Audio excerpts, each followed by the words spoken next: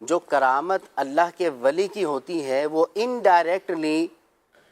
اس امت کے نبی کا معجزہ ہوا کرتی ہے، کیونکہ اللہ رب العالمین نے جو اپنے نبیوں کو معجزات عطا فرمائے، اگر وہ معجزہ نبوت و رسالت کے ساتھ خاص نہیں ہے تو وہ معجزہ بطور کرامت اس امت کے ولیوں کو دیا جاتا ہے۔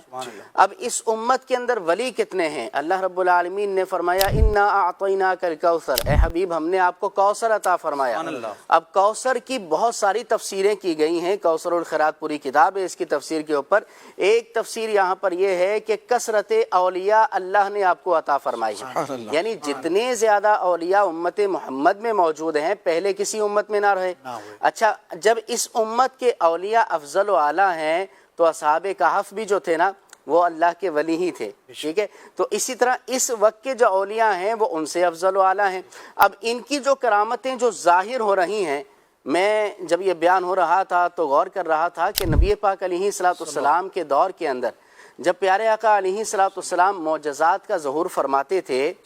تو کافر بھی جو تھے وہ اس معجزے کو اپنے عقل کے ترازو میں تولتے تھے،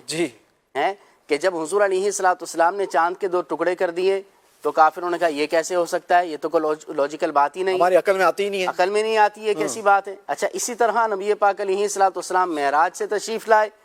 تو حضرت ابوبکر صدیق نے دیگر صحابہ نے آپ کی تصدیق کی، لیکن کافروں نے کہا نہیں، یہ کیسے ہو سکتا ہے کہ تھوڑے سے وقت کے اندر آپ مسجد اقصیٰ بھی چلے جائیں، وہاں سے 7 آسمانوں کی سیر بھی کر لیں اور وہاں سے پھر لامکان کی سیر کر کے بھی آ جائیں، اور اتنے کم وقت کے اندر کہ وہ دروازے کی کنڈی جو ہے وہ ہلتی رہے، پانی وضو کا خشک نہ ہو، یہ کیسے ہو سکتا ہے، یہ تو عقل میں آتا نہیں۔ اچھا، اسی طرح اور کتنے حضور علیہ الصلوۃ والسلام کے معجزات ہیں،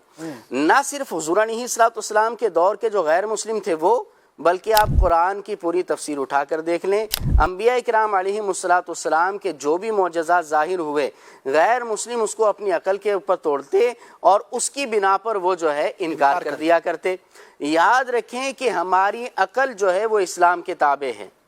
اسلام ہماری عقلوں کے تابع نہیں ہے، ہم مکلف ہیں اسلام کے، مکلف ہماری عقلوں کا، اسلام ہماری عقلوں کا مکلف نہیں ہے، لہٰذا ہمیں اپنی عقلیں جو ہے اسلام کے تحت ہی چلانی ہیں، ہماری عقلیں اسلام کے مطابق ہونی چاہیے۔ تو میں یہ غور کر رہا تھا کہ میں اس پر حکم تو نہیں لگاتا، لیکن ایک سوچ آتی ہے کہ جس نے قرآن و حدیث کو پڑھا ہے، جس نے پرانی امتوں کے واقعات کو پڑھا ہے، نبی پاک علیہ الصلوۃ والسلام کے دور کے واقعات کو پڑھا ہے، تو وہ ذرا غور کرے کہ جو اس وقت میں اعتراضات ہوتے تھے